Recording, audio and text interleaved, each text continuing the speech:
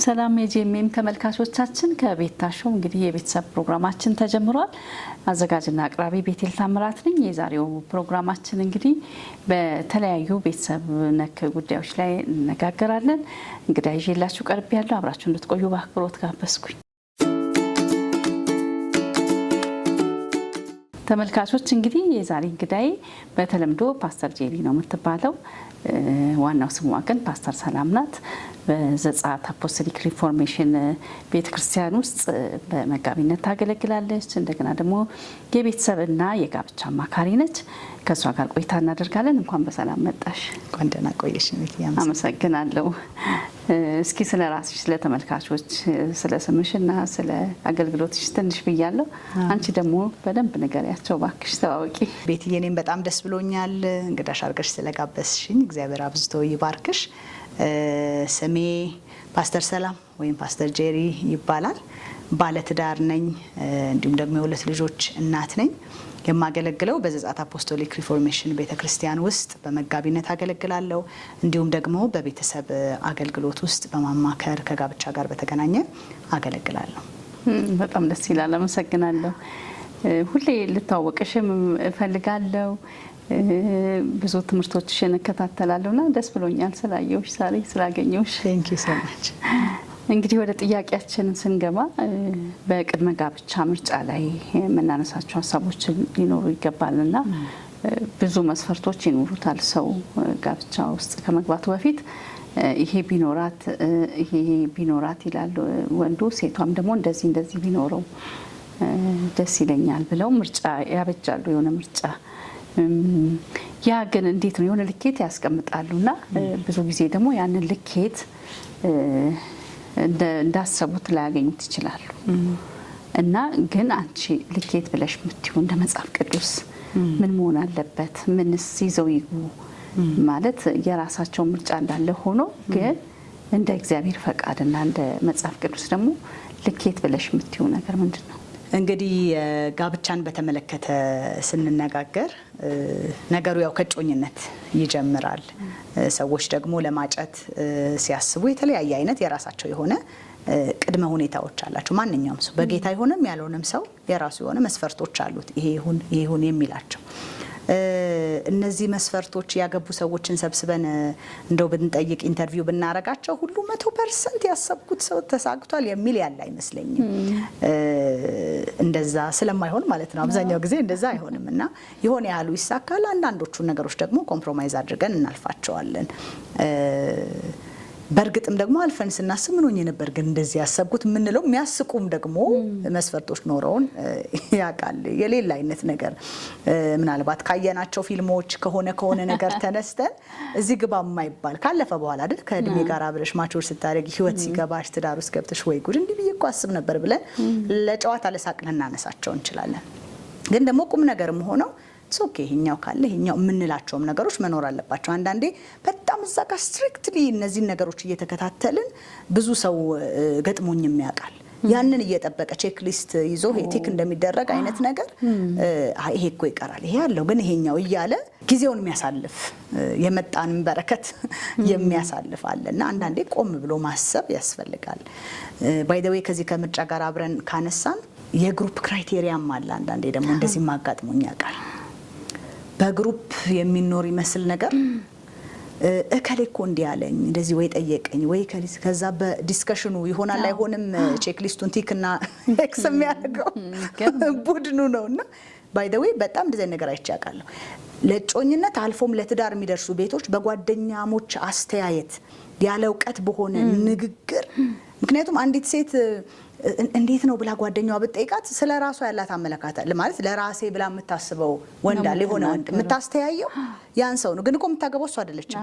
ያቺኛው እኮ ናት የምታገባው። ሀሳብ ስትጠይቃት ግን የምትመልሰው ከራሷ እይታ አንፃር ነው እና እዚህም ላይ በጣም ማስተዋል ይጠይቀናል ብዬ ነው። እና እንደ ክርስቲያኖች ግን ስንመጣ ደግሞ መስፈርትን በተመለከተ እንዳልነው ኮምፕሮማይዝ የምናደርጋቸው ነገሮች ቢኖሩም ኢትስ ኦኬ የምንላቸው ነገሮች ቢኖሩ ኢትስ ኦኬ መባል የማይችል ነገር ግን አለ። ቃሉ በግልጽ የሚያስቀምጥልን አንደኛው ነገር ምንድነው ቢባል ከማያምኑ ጋር በማይመች አካሄድ አትጠመዱ ይላል የእግዚአብሔር ቃል። ብርሃን ከጨለማ ጋር ህብረት ስለሌለው ስለማይገጥም ስለማይሆን አሁን ላይ ግን ያሉ ደግሞ የተለያዩ አይነት አስተሳሰቦችና አመለካከቶች አሉ። እንደ አባባልም እየተቆጠረ በቃ አንቺም በሃይማኖትሽ እኔም በሃይማኖቴ ዋና መዋደዳችን ነው አይነት ነገር ትዳር እንደዛ ተባብለን እንደ ቀልድ አድርገን ጀምረን ከዛ እንደ ቀልድ የምንወጣው አይደለም። ትዳር ሲሪየስ ነው፣ ህይወት ነው፣ የየለት ነው። ብዙ ነገር ይጠይቀናል ከዛ በኋላ እና አብረው የሚያኖሩን ነገሮች ደግሞ ዛሬ ላይ ስንገናኝ በቃ ሳያት ደነገጥኩ ልቤ ትርክክ አለ ከዛ በኋላ ይሆናሉ አይደል እንትን የምንላቸው ነገሮች በእንደዛ አይነት ምናምን ብለን አትራክት አድርገው ለመግቢያ ምክንያት የሆኑ ነገሮች የሚያኖሩን ነገሮች አይደሉም። ስለዚህ ዋና መባል ያለበት ሊታይ የሚገባ ጉዳይ እንደ ክርስቲያን ከማጋ ነው መሆን ያለበት ቢባል ከክርስቲያን ጋር የሚያምን ከማጋ ነው መሆን ያለበት ቢባል ከሚያምን ጋር ነው። በቃ ቃሉ በግልጽ ነው የሚያስቀምጥልን። ህብረት ማድረግ ስለማንችል የጊዜ ጉዳይ ነው። ኢትስ ላይክ አ ታይሚንግ ቦምብ ነው። የሆነ ሰዓት ላይ በሆነ መልኩ ይፈነዳል። እዚህ ቃሉን ብንከተል በመታዘዝ ውስጥ ያለ በረከት ያገኘናል። አይ ብለን ደግሞ አመናፍሰነው አንዳንዴ ደግሞ ስናመናፍስኛም ከባድ ነን አይደል? ምን እናረጋዋለን? ጌታ ባንቺ በኩል ባንቺ ሁኔታ አድርጌ በቃ እቀይረዋለሁ አንቺን ተጠቅም ብሎኛልም በትንቢትም ልናደርገው እንችላለን። ወይም ደግሞ በእኔ በቃ ለዚህ ሰው በቃ እኔ እየነገርኩት ነው ወንጌልን እየሰበኩት ነው እና አንዳንዴ እንደው አንዴ ገጥሞኛል። ጌታ ሊቀበል እኮ ይመጣል እሑድ። እኔ ጠየኳት ነው ቆይ እኔ የምለው ጌታን ነው አንቺን ነው የሚቀበለው? እሑድ መጥቶ የሚቀበለው ማንን ነው? ምክንያቱም የምንቀልድበት ርዕሰ ጉዳይ አይደለም። ከሆነም ራሱ መጀመሪያ የጌታን ፍቅር ያጣጥም ይሄ ሰው ሊቀላቀልበት አይገባም። ጌታ ፒውርሊ ለሱ ስለሆነ ማለት ለሱም ስለሞተ ማለት ነውና ግድ የለም አንቺ ዞር በይና እንደውም ጌታ እንዲታየው አንቺ በቃሉ መንገድ ኑሪ፣ በዛ ውስጥ በመኖርሽ ጌታን አሳየው እና አንቺ ገለል በይ እስቲ ከጌታ ጋር ከምር ጌታን ፈልጎ አሜን እንጸልይለታል። የደህንነት ትምህርት ይማር፣ ይጠመቅ፣ ፍቅሩን ከኢየሱስ ጋር መጀመሪያ ያጣጥም፣ አይቀላቀልበት። ይሄ በእናቃልና ይሄ አንዳንዴ እንደ ቀልድም እንደ እንትንም እየተደረጉ የሚታለፉ ነገሮች አሉ። ግን ስትሪክትሊ እግዚአብሔር ቃል የሚነግረን ነው። ስለዚህ የመጀመሪያው መስፈርት ማናመቻመችበት ነገር የሚያምን ከሚያምን ጋር ነው መሆን ያለበት። ሁለተኛውን ነገር ደግሞ ስናነሳ እንግዲህ በምርጫ ረገድ ተቀነሰልናልና አይደል? ከማያምን አሁን ጊዜ ነው ብሎ ሊያጭ ያለ ሰው አንድ ሰው ብዙ ቁጥር ቢኖር ከዛ ብዙ ከሚያውቃቸው ውስጥ የሆነ ያህል ይቀነስለታል። ስለዚህ ሰርክሉን የሚያደርገው የሚያይበት የምርጫ ጣቢያ ውስጥ ያሉ የሚያምኑ ብቻ ይሆናል። ከዛም ውስጥ ደግሞ ይሄ ቪዥን ዴስቲኒ እግዚአብሔር በእኛ ላይ ያለው አላማ እግዚአብሔር በእኛ ሊያደርግ የፈለገው ነገር ራእይ የሚባል ነገር አለ አይደለ? ምንድነው በእኔ ህይወት እግዚአብሔር ሊያደርግ የፈለገው? ከዛ ጋር አብረን ማች እናረጋለን ወይ? እኔ ቫልዩ የማደርገው ነገርና ባለቤቴ ቫልዩ የሚያደርገው ነገር ፕራዮሪቲያችን በህይወት ቅድሚያ የምንሰጠው ነገር የምንኖርለት ነገር አብረን የምንታገለው ነገር አብረን ራሳችንን ቤታችንን ልጆቻችን ያለን ነገር የምንሰጠው ነገር አለን ወይ? የምንኖርለት ነገር አለ ወይ? መኖር ቢያቀተን ደግሞ የምንሞትለት ነገር አለን ወይ? ዳት ቪዥን ትዳሩን ውበት ይሰጠዋል፣ አብሮ ሩቅ እንዲዘልቅ ያደርገዋል። ያንንም ካምፓኒየንሺፕ ይሄ መዋደዱን በጾታዊ ግንኙነቱን ብቻ ሳይሆን ኮመን የምንጋራቸው ነገሮች አሉ የሚያግባቡን ማለት ምንባባልበት ማለት ነው። ያ ራሱ አንድ ትዳርን እንዲቀጥል የሚያደርግ ትልቅ አቅም ነው። ስለዚህ ከዛም አንፃር ልናስተውል ይገባል። አንዳንድ ጊዜ ሰዎች ካገቡ በኋላ በስጋም በመንፈስም በራእይም እግዚአብሔር ባየላቸው ነገር ፍሩትፉል ሆኖ ፍሬያማ ሆነው እናገኛለን። አንዳንድ ጊዜ ደግሞ ሰው ካገባ በኋላ በቃ አግብቶ ብቻ ሊቀር ይችላል። ምክንያቱም እግዚአብሔር በእኛ ህይወት ያየው አላማና ትዳር የተለያዩ ነገሮች አይደሉም፣ የአንድ ሳንቲም ሁለት ገጽታ ናቸው እና ይሄም ነገር ሊታይ ይገባል ብዬ አምናለሁኝ። ነገር ግን ከዚህ ያለፈ ደግሞ እግዚአብሔር በህይወታችን ያለው ደግሞ አላማ አለና አይቼ አስተውያለሁኝ። ምናልባት ከማግባት ቢፎር ኤንድ አፍተር የሚባል ነገር አለ አይደል? አንድ ሰው ከማግባቱ በፊትና ከማግባቱ በኋላ ተብሎ በደንብ ማርክ የሚደረግ አይነት ለውጥ አንዳንዶች ፍሎሪሽ ሲያደርጉ ፍሬያማ ሲሆኑ እግዚአብሔር ባየላቸውም ነገር ተጠምደው ከፍቅሩ ይሄ አንድ ላይ ቤት ከመመስረቱ ከትዳሩ ባል ሚስት ከመሆን ያለፈ ሰማያዊ አጀንዳ በዛ ቤት ውስጥ ሆኖ የእግዚአብሔር መንግስት ሲሰፋ ብዙ ነገሮች ሲሆኑ አይተን እናውቃለን። አት ዘ ሴም ታይም ደግሞ የት ይደርሳል ተብሎ የሚጠበቅ ሰው ባል ብቻ ሆኖ ቀርቶም አይተንና ሚስት ብቻ ሆና በቃ የልጆች እናት ብቻ ይሄ ቀላል አይደለም። ይሄም ራሱ ኃላፊነቱ ቀላል አይደለም። ነገር ግን እግዚአብሔር ደግሞ በእኛ ያየው ነገር አለ። ስለዚህ እዚህ ጋር እንዴት ነው ማች እናደርጋለን? አብረን ሄደ መታየት አለበት። እንደው ግልፍ ብለን ጎሽ በልበል ተብሎ የሚገባበት አይደለም እና እነዚህ ነገሮች ወሳኝ ናቸው ብዬ አስባለሁ። ሌላው እንግዲህ ፊዚካሊ የሆነ ነገር ያው አይቻት ለወዳት ይገባል አይቻው እውነት ነው። ፊዚካሊ የሆነ ነገር አብረን የምንኖረው ሰው ጋር መቼም አይናችንን ጨፍነን አይደለም የምንኖረው። ደስ እንዲለን እግዚአብሔር ፈቃድ ነው። አይተን የምንማረክ እንድንሆንም አድርጎ የሰራን አፍተሮል ራሱ እግዚአብሔር አይደል? በኤደን ገነት ውስጥ አዳምን ሲያስቀምጠው ለአይኑ ደስ የሚያሰኝ ይላል። ስፔሲፊክሊ ለአይን ብሎ ማለት ነው።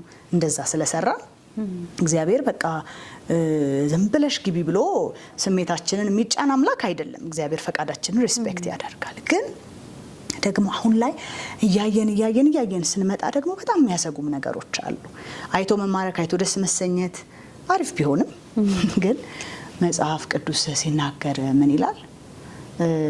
ውበት ሐሰት ነው ይላል፣ ደም ግባትም ከንቱ ነው ይላል። አይገርምም? ስለዛች ልባም ሴት ምሳሌ 31 ላይ አይደለ ብሎ ወርዶ ነው እና እግዚአብሔርን የምትፈራ ሴት ግን እሷ ትመሰገናለች ይላል። ውስጣዊ ውበታችን ላይ ፎከስ እንድናደርግ ከላይኛውም በላይ መጽሐፍ ቅዱስ ያስተምረናል። እና ምን እላለሁ መሰለሽ ቤትዬ፣ ውበት፣ መልክ፣ ከላይ የሚታዩ ነገሮች መግቢያ ሊሆኑ ይችላሉ፣ መኖሪያ ግን አይሆኑም። የውስጥ ውበት ይበልጣል። አንድ ወንድ በአንዲት ሴት እንግዲህ አሁን በተለምዶ የሚባሉ የሆነ ፊዚካሊ የምናነሳቸው ወይ አፍንጫ ወይ አይን ወይ ጸጉሯ ወይ ቁመት ወይ ሆነ ነገሯ ብሎ እንደው ያ አትራክት አድርጎት ቢገባ ግን በየጧቱ እየተነሳ ወይ አፍንጫሽ እያለ አይደነግጥ ይጠፋበታል። የሆነ ሰዓት ላይ ይጠፋበታል። እንደው የሚያስታውሰው ይፈልጋል። የሆነ አይነት ኮንፈረንስ ተዘጋጅቶ ሚስቴን እኮ እስኪያስብ ምን ነበረ ያኔ ገና መጀመሪያ ስታገኛት ተብሎ that's true። አብሮ የሚያኖረን ካራክተር ነው። አብሮ የሚያኖረን ቫልዩ ነው፣ ቪዥን ነው። እነዚህ ነገሮች ናቸው ዘለቄታ ነገር የሚሰጡንና ምን ያህል ነው እንደ ወጣቶች እዚህ ነገር ላይ የምናተኩረው? ከምር ነው። ውበት ሐሰት ነው፣ ያልፋል። እድሜ ያልፋል፣ እርጅናም ይመጣል። ብዙ ነገሮች አሉ። ትላንት እንደነበረ ዛሬ አይቀጥልም። ከሁሉ በላይ ግን ሰማይ ውበት የሚለው ውበት አለ። ሰማይ አፕሪሺየት የሚያደርገው ቁንጅና አለ፣ የውስጥ ውበት እና እዛ ላይ ፎከስ ማድረግ ያለብን ይመስለኛልና ሌላኛው በጣም እንግዲህ አሁንም ማስተውላቸው ነገሮች መካከል በጣም ማቴሪያሊስቲክ እየሆነን ይመስለኛል። አሁን ላይ እንግዲህ እንደ መሪም እንደ አገልጋይም ከዛ እንደ ሴትም ዘመኑንም እንግዲህ ወደ ግራ ወደ ቀኝ ብሎ እንደሚያይም ሰው ማለት ነው። በጣም ማቴሪያሊስቲክ ከላይ ያሉ ይሄ እንደው ከላይ ያለው ውበት ላይ ብቻ ሳይሆን በቃ ማቴሪያል የሆኑ ነገሮች ላይ ፎከስ ማድረግ በጣም በዝቷል። ሾው በዝቷል። በሌላ አማርኛ እንግሊዘኛ ነው ለካ ሾው አይደል? እሺ፣ በሌላ አገላለጽ ሾው በዝቷል። እና ማጨትን ስታስብ አንድ ሴት የሆነ የሚብረቀረቅ ዳይመንድ ነው መጀመሪያ የሚመጣላት እንጂ ሰውየው አይደለም። ያለው መኪና ክላክስ አርጎ መጥቶ ፒክስ ያረጋት ጓደኞቿ መካከል የሆነ የፊልም ዓለም አለ እና ትዳርንም አይደለም ይሄ ዘልቆ አብሮ ምን ቅድም ያወራናቸው ነገሮች እሱ ላግዠሪ ነው። ዋና ተብሎ የተቀመጠ ነገር አለ እና ልቤን ያመኛል በእውነት ማለት ነው ሳስብ ጌታ ሆይ እላለሁ። እና በቃ የሚብረቀረቅ ነገር አሁን እኮ እንግዲህ በተለይ ወንዶች ይጋሩኛል ብዬ አስባለሁኝ። ማጨቱላ እየፈሩ ነው የዚህ ዘመን ወንዶች። ለምን እንትኑ በዛ ክራይቴሪያው ሴቱም ዘንድ ያለ ኤክስፔክቴሽን በጣም ከባድ ሆነ። ሽምግልና ከባድ ሆነ። ማጨት ከሰርግ መልስ ማለት እዛው ጋር ሰርግ ነው ይሄ ነገር እንትን ግራ በሚያጋባ ሁኔታ ኢቭን ፋይናንሻሊ ራሱ እንትን እየተደረገ እና አንዳንዴ ያንን ኮፕ ለማድረግም እዛ ጋር ያለውን በቃ እሷ የማይጉደልባት ብሎ ፍቅሩን ለማሳየትም ተበድሮ ተለክቶ ዋይ ይሄ ነው ሪሌሽንሺፕ፣ ይሄ ነው ትዳር። አሪፍ የሆነ በቃ የሚገርም ልብስ ለብሰው ጥሩ ነው፣ በአሪፍ ነገር ማድረግ ጥሩ፣ እሱን እየተቃወምኩኝ አይደለም። ግን እግዚአብሔር ያየው ቤት ትዳር ሰማይ የሚያጨበጭብለት ይሄ ነው ወይ? የኛ ፎከስ ይሄ ነው ወይ? ሊሆን አብሮስ የሚያኖረን ይሄ ነው ወይ? ፎቶ ላይ ተሰቅሎ ሊቀመጥ ይችላል። ፌስቡክ እና የተለያዩ ሶሻል ሚዲያዎች ላይ የሆነ ሰሞን ዜና ሊሆን ይችላል። ከዛስ ግን በቃ አለቀ። ጎላችን ይሄ ነው። ይሄን ማሳየት ነው የፈለግነው። ለዛ ነው አይ ቲንክ አንዳንዴ ይሄ ግብ ብለን የያዝነው ነገር ይኖርና ግባችን እንዴት ነው አሁን ለምሳሌ በሜዳ ላይ እግር ኳስ ተጫዋቾች ቢኖሩ ትልቁ ታርጌታቸው ሁሉም ኳሱን ይቀባበላሉ ተቀባብለው ግን መቀባበል አይደለም አይደል አላማቸው የሆነ ግብ ማስገባት እና ትልቁ ፌል እያደረግን ያለበትም ነገር ብዬ የማስበው ጎላችን ምንድን what do we want ምንድነው የምንፈልገው በስማም ሲያጫት እኮ የነበረ እንትን አቤት እኮ እሱ እንትን ሲያደርግ የነበረው ያፈሰሰው ገንዘብ ሽምግልና እኔ እንደዚህ አይነት አበባ በዘመናችን አይተናል አይደል በአይሱዙ ሁሉ በተሳቢ እየገባ ነው ያለው በጣም እና እንትን ሆኗል ይሄ ያለን ኤክስፔክቴሽን መስፈርቶቻችን ምናምን በጣም የሆነ አይነት ሆነዋል ባጭሩ ማለት እንፈልገው ግን ትዳር ይሄ አይደለም ህይወት ይሄ አይደለም ይሄም ለመዝለቁ ዋስትና አይደለም እና የተለያዩ መስፈርቶችን ከዚህም ቀጥሎ ልናነሳ እንችል ይሆናል ግን ፎከስ ልናረግ የሚገባው እነዚህ ሁሉ ነገሮች ኢቨንቶች ናቸው አይደል የጮኝነት ቀን ፕሮፖዝ የሚደረግበት ኢንጌጅመንት ቀን አንድ ቀን አለቀ ሁሌ ሲንበረከክ አይኖርም ሽምግልና አንድ ድሮ እንደም ያመላልሱ ነበር አሁን በአንድ ቀን ያልቃል አብዛኛው አይደል አንድ ቀን ሰርግ አንድ ቀን ነው በቃ ያልቃል ጋብቻ እድሜ ዘመን እዛ ጋር ሄደን ምን ኖርበትን ነገር ሳንሰራና እዛ ላይ ፎከስ ሳናደርግ የሚያልፉ ኢቨንቶች ላይ እናልቃል እና አይ ቲንክ እንደ እግዚአብሔር ቃል መስፈርቶቻችን በእግዚአብሔር ዘንድ ትልቅ የሆነው ልመናይም ለትውልዱ በስሬ ላለውም ትውልድ እንደ ትውልድ እናትም ሳወራ ማለት ልመናይም ጸሎቴም ለምድሬም በቤተ ክርስቲያናት ላሉትም እግዚአብሔር ሆይ ቅኝታችን እንደ ቅኝታ አርገው ማቃኘና እንዳንተ እንድናይ ዓለም እንደምትለው ሌላላ እግዚአብሔር ቃል አይደል በቃ በአእምሮአችሁ መታደስ ተለወጡ እንጂ እና ዓለም አትምሰሉ ዓለም የምትለው ነገር አለ ማረግ ያለብን እናረጋለን ኤክሰለንት የሆነ ነገር እናረጋለን አቅማችን የፈቀደው ነገር እናረጋለን ግን ይሄ the heart position አለ አይደል የልባችን ፖዚሽን ያንን ግን እግዚአብሔር አይቶ ሚንቀው እንዳንሆን ማያዘልቅ እንዳይሆን ከቃሉ ውጭ የሆነ ነገር ሁሉ ኪሳራ ስለሆነ ማለት ነውና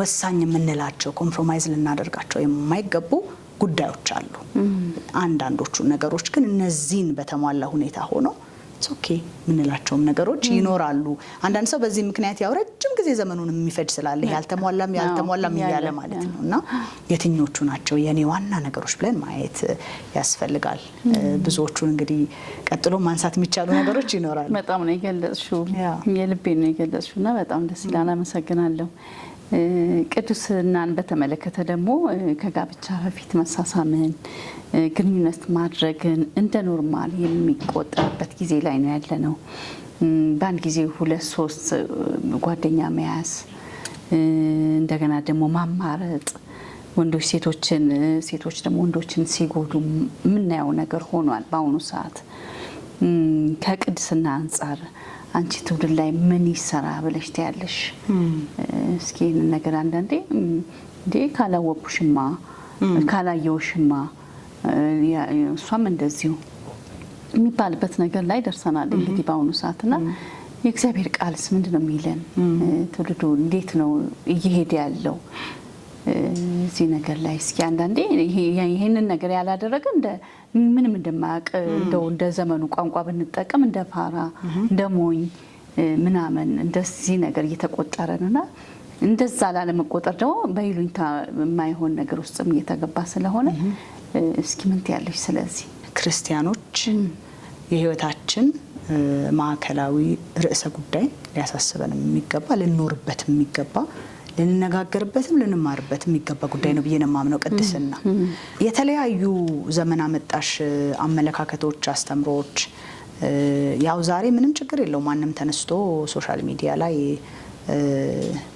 ከጉዳትም ከህመምም ካሳለፈውም ከራሱ ከሆነ የተለያየ አይነት ነገር ተነስቶ እንዲህ ነው መሆን ያለበት ብሎ ሁሉም አስተማሪ ሆኖ ብቅ ይላል ሃይባ የሚልም የለም ልክም የለንም ይሄ ነገር አንድ ነገር እኮ ልክ ነው ወይም ደግሞ ልክ አይደለም ለምንለበት ሪፈረንስ ያስፈልጋል አይደል እና አሁን ያለንበት ጊዜ ለብዙ ነገር ኤክስፖዝድ የሆንበት ነው ኢንፎርሜሽን ሩቅ አይደለም በሆነ እንትን ተደርጎ የሚገኝ ነገር አይደለም እጃችን ላይ ነው ያለው እና የተለያየ አመለካከታችን ላይ እነዚህ የምናያቸው ወደ ውስጣችን የምናስገባቸው ነገሮች ቫልዩ ሲስተማችንን ቅድሚያ የምንሰጠውን ነገር በእኛ ዘንድ ትልቅ የሆነውን ትክክል ነው የምንለውን ወይ አይደለም የምንለውን ነገር እየወሰነ ነው ግን አንድ ትልቅ መጠየቅ ያለብን ጥያቄ እዚህ ጋር ምንድነው የኛ አንድ ነገር ትክክል ነውና ትክክል አይደለም የምንልበት መስፈርት አለን ወይም ሪፈረንስ አለን። ምንድነው ያ ሪፈረንሳችን ቢባል የእግዚአብሔር ቃል ነው። ኤኒቲንግ ከእግዚአብሔር ቃል ጋር ተቃርኖ የመጣ ነገር ሁሉ ምንም ነገር ይሁን በሳይንስ ተጠና ይባል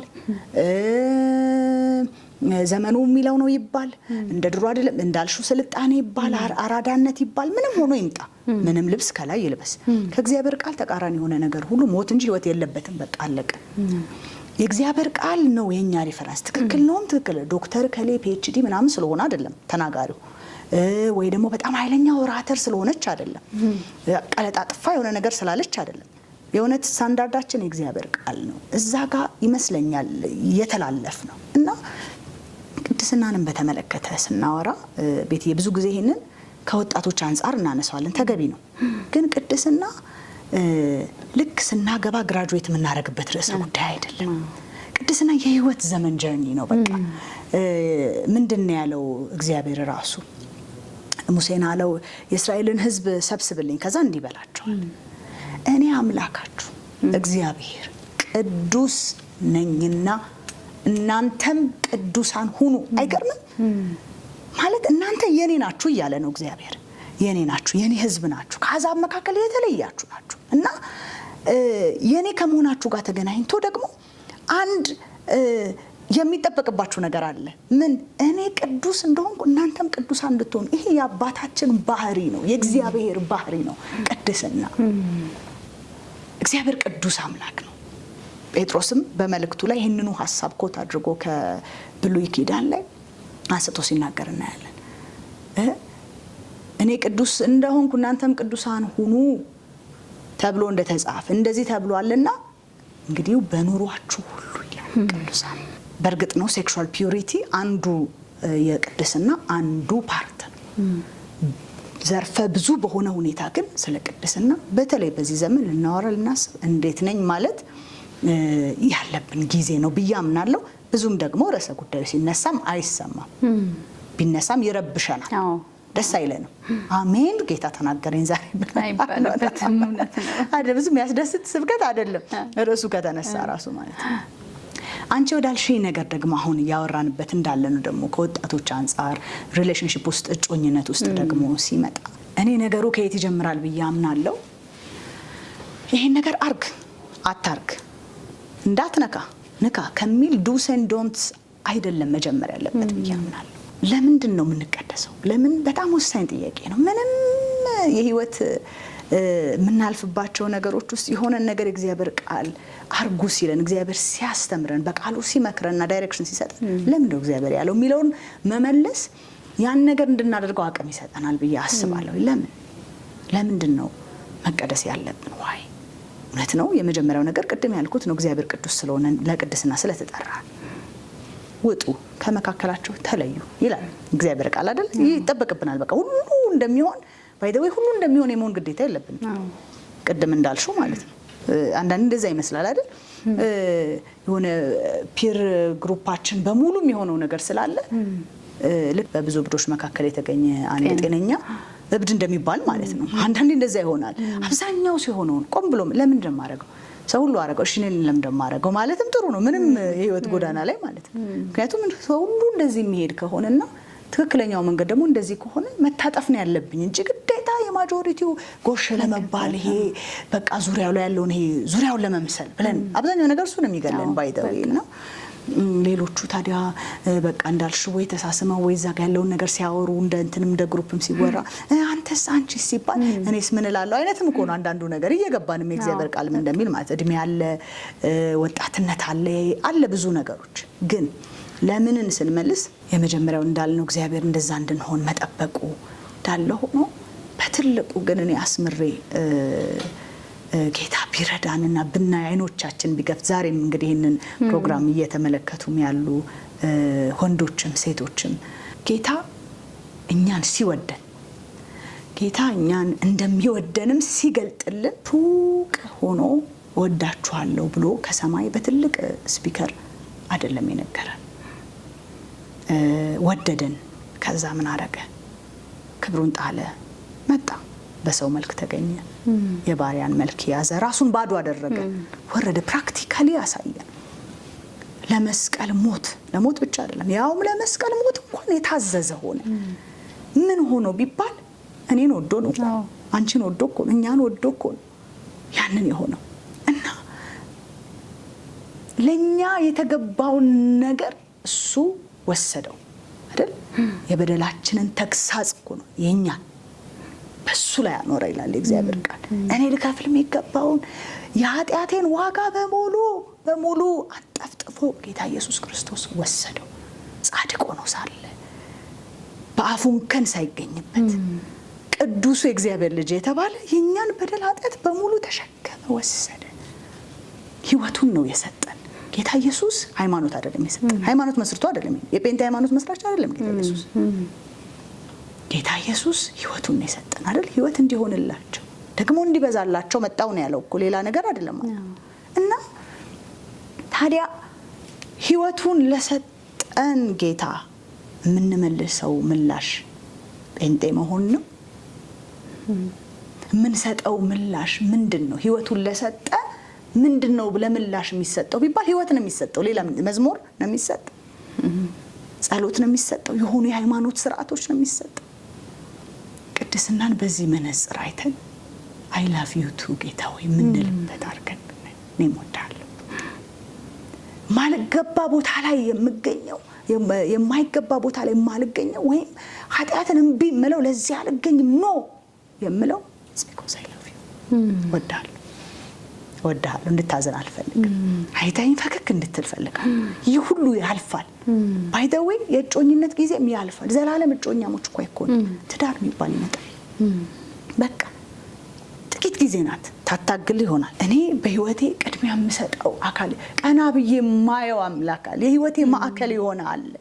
የቤተክርስቲያን ሽማግሌዎች ስላዩ፣ መሪዎች ስላላዩ፣ ማዘር ፋዘር መጣች በዚህ ገባ አይደለም። ያቋም ጉዳይ ነው። በቃ ስታንዳችን በእግዚአብሔር ፊት ያለን ስታንድ ጉዳይ ነው። ይሄን አላለም አይመጥ እግዚአብሔር ራሱ ነው። ይሄ ሴክሹዋል ዲዛይርን በሰው ውስጥ ያስቀምጠው ሰይጣን አይደለም ያስቀምጠው። ሴክሹዋል ዲዛይርን ለእንደዚህ አይነት ነገር ፍላጎትን እግዚአብሔር ነው በውስጣችን ያስቀምጠው።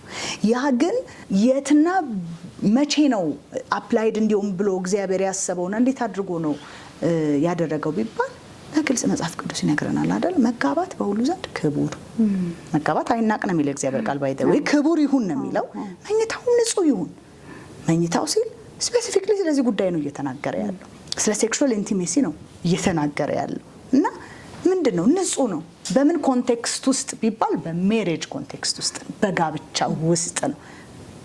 ያለ ጊዜው ግን ኦን እናርገው ካልን ደግሞ ልክ ቀን ላይ መተን መብራት ብናበራ ስዊቹን ብንነካ ቀን ሰዓት 6 ሰዓት 7 ሰዓት አልበራም አይልም እንኳን ፖሎ አይደል? ነካ ነው ሄደን በተኑን ነካ ይበራል። ግን የተሰራውና የሚያስፈልገው ለመቼ ነው? ለምሽት ሰዓት ነው አይደል? ልክ እንደዛ ነው። ያ ዲዛይርም ያለ ሰዓቱ ከነካ ነው ሬድ ፍላጎች አሉ፣ መታለፍ የሌለባቸው መስመሮች አሉ። እዛ ጋር ሄደን ከነካ የማይበራበት ድግ የማይልበት ምክንያት የለም። ግንስ ቃሉን ተላልፈናልና ፕሪንሲፕሉን ደግሞ አልተከተልንምና የራሱ መዘዞች ደግሞ ኮተታ አለው። ራሱን ችሎ ኮንሲኩዌንስ አለው። የብዙ አይነት ውድቀት፣ የብዙ አይነት